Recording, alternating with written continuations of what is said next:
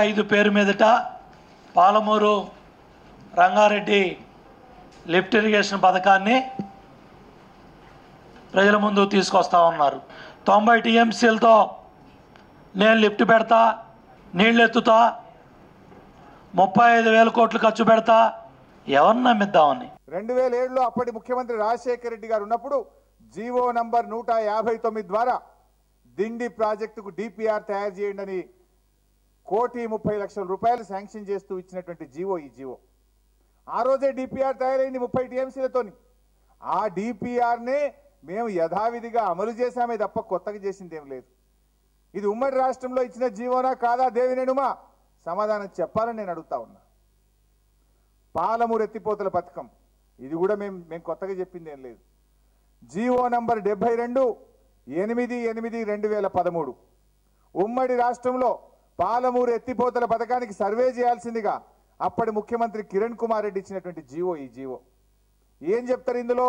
Mahabub Nagar has proposed the Palamuru lift irrigation scheme to irrigate an ayacut of about 10 lakh acres in Mahbub Nagar, Rangareddy and Nalgonda district, en route drinking water to all the villages in 3 districts by lifting 70 TMC of flood water in 35 days, 2 TMC per day, 4 stages from foreshore of Jorala, Seychelles. అంటే 70 TMCల నీళ్లను 70 TMCల వరద జలాలను ఉపయోగించుకోవడానికి అప్పటి కిరణ్ కుమార్ రెడ్డి ప్రభుత్వం ఇచ్చిన GO ఇది.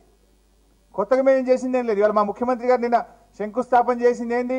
90 టీఎంసీలతో చేసినాం.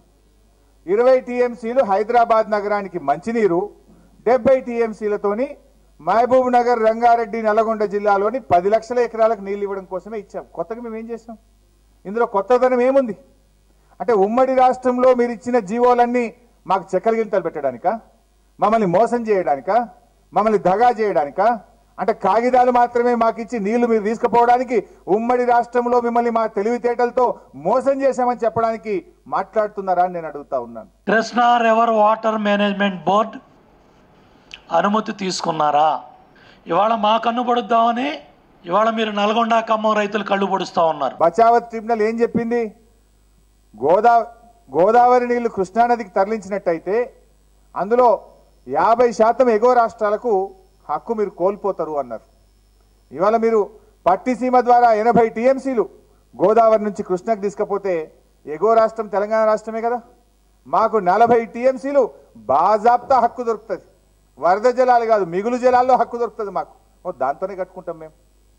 అయినా నేను ఇంకోటి అడుగుతున్నా, మీరు కట్టిన ప్రాజెక్టులకు దేనికి అనుమతి ఉందండి? అనుమతులు వచ్చినాకనే మీరు ప్రాజెక్టులు కట్టినరా? పోతిరెడ్డిపాడికి అనుమతి వస్తే కట్టినరా? గాలేరు నగరికి అనుమతి వచ్చినాక కట్టినరా? హంద్రీనీవాకు అనుమతి వచ్చినాక కట్టినరా? వెలుగొండకు అనుమతులు వచ్చినాయా? మీరు ఇంత పోలవరం అన్నారు. పోలవరంకు నిన్న మీరు రాష్ట్ర విభజన సందర్భంగా ఏదో దొడ్డిదారిని అనుమతులు తెచ్చుకున్నారు. పోలవరం ప్రారంభించినాడు ఏ అనుమతులతో ప్రారంభించారని నేను అడుగుతా ఉన్నా. ఒరిస్సా, పక్క రాష్ట్రాలు, ఛత్తీస్గఢ్ అడ్డంకులు పెడుతున్నా మీరు పోలవరం ప్రాజెక్ట్ కట్టలేదా? మీరు చూపించిన దారే మేము చేస్తున్నది. మేము కొత్తగా ఏం చేస్తలేము. ఏ అనుమతులు లేకుండా ప్రాజెక్టులు కట్టిన మీరు ఆ రోజు. అయినా మాకు అన్ని హక్కులు ఉన్నాయి. అనుమతులు లేక కూడా కాదు, మేము అనుమతులు తెచ్చుకుంటాం తప్పకుండా. ఇప్పటిదాకున్న పద్ధతి ఏంది? పనులు ప్రారంభమైతే ఇంకోవైపు అనుమతులు తెచ్చుకునే ప్రయత్నం చేస్తాం. మంత్రి పేరు